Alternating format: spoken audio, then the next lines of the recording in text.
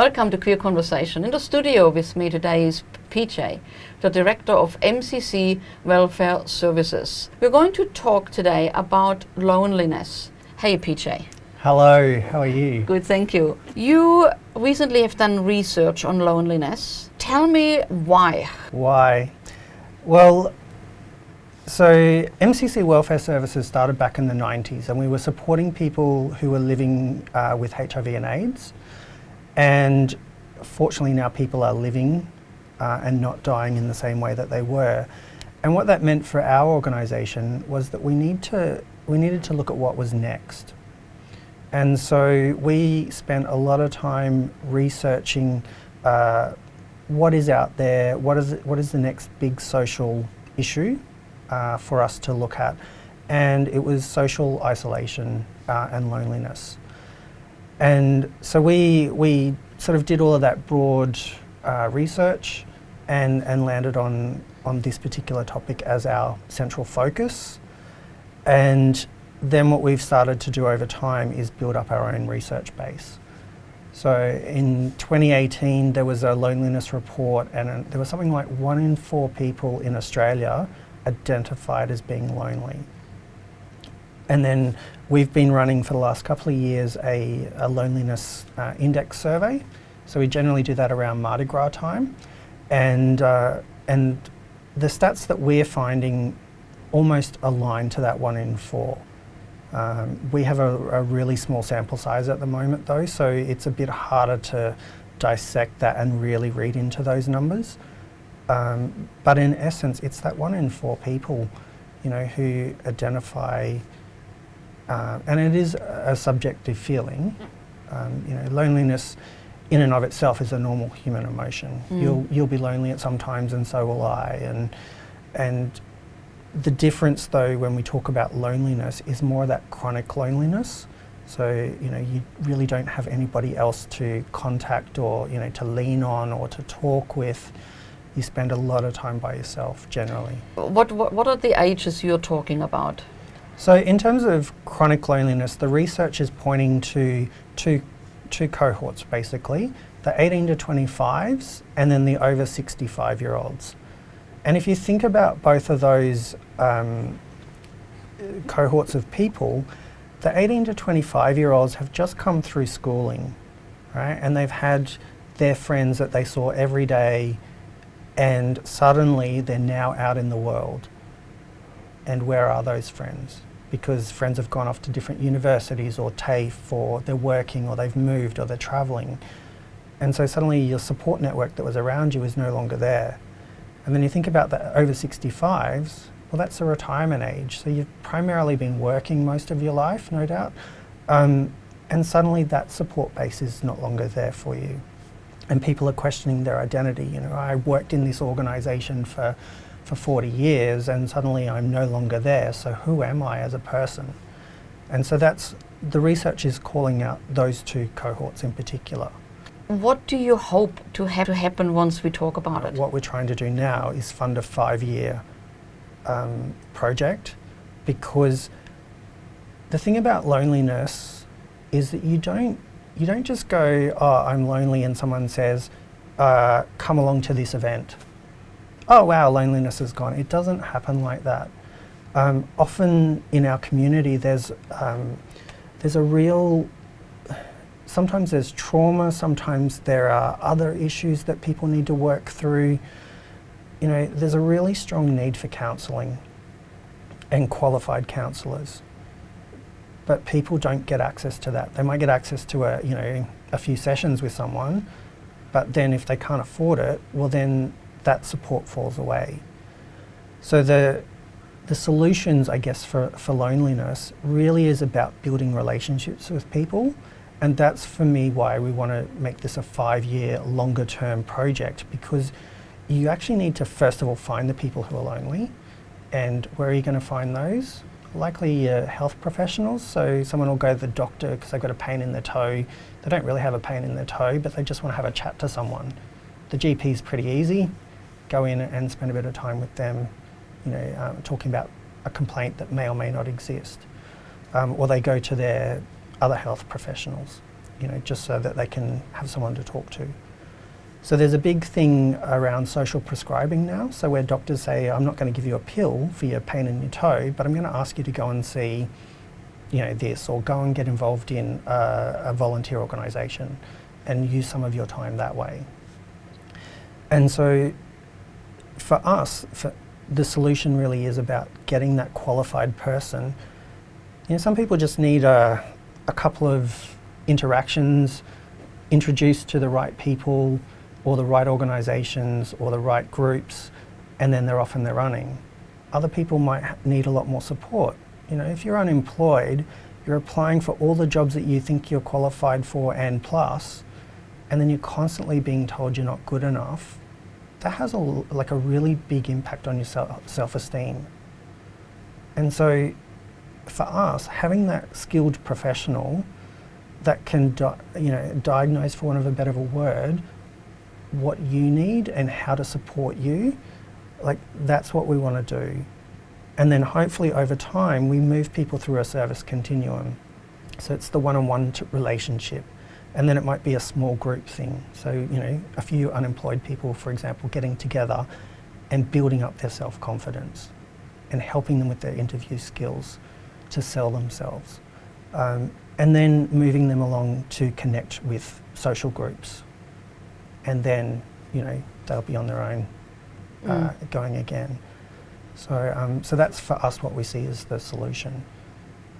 And what we're working towards. It's a slow and steady race in this one.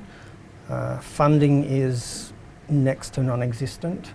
The thing that I find really fascinating, and I would love to see what this tells us as we go into this project, is living in Sydney, people have anything and everything on their doorstep, and yet it is so easy to stay behind your front door and not go out into the world.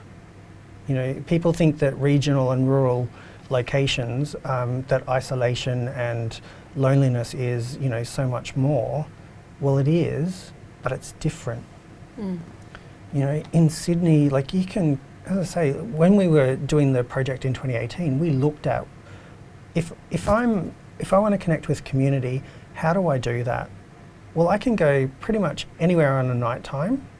There'll be a group, a bar, sort of thing available.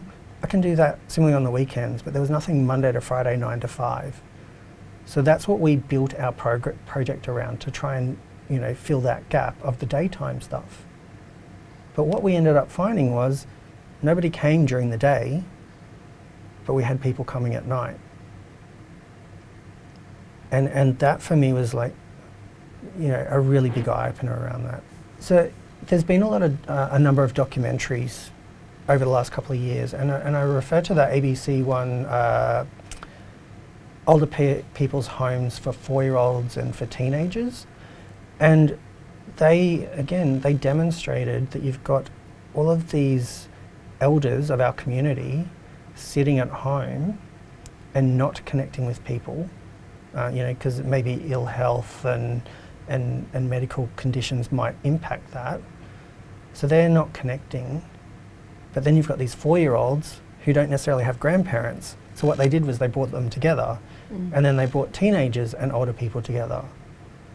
And so those intergenerational opportunities, and we talk about our community, we lost a whole generation. So, PJ, what's the difference between loneliness and isolation? Well, loneliness is, it's a human emotion, right? So we all have that, but generally it's involuntary and unwanted. It's, it's that feeling of, I don't have anyone to share this with. Isolation is a situation. So, take, for example, I get COVID, I have to isolate for 7 days. So therefore I'm isolating, I can't go out in the community. Isolation could be because of mobility or accessibility. You can't leave the house because you can't walk long distances. So you're therefore isolated. So I guess the difference really is for us, when we talk about loneliness more so, that we're talking about this chronic feeling of loneliness, that an individual day in, day out feels that they have nobody to connect with. You know, I can't contact that person because they're at work. You know, oh, so-and-so's got this on, so I won't be able to catch up with them. You know, that kind of self-talk, I guess.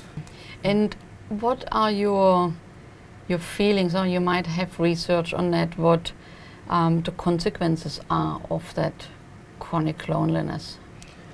So it's it actually leads to poor health outcomes. So anybody who is watching or listening to us today, what is your advice for them?